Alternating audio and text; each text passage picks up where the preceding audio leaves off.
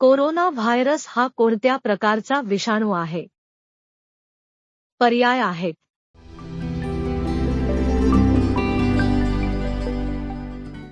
1. RNA 2. DNA 3. RNA आणि DNA 4. यापैकी नाही. उत्तर देण्यासाठी तुमची वेळ सुरू होत आहे आता.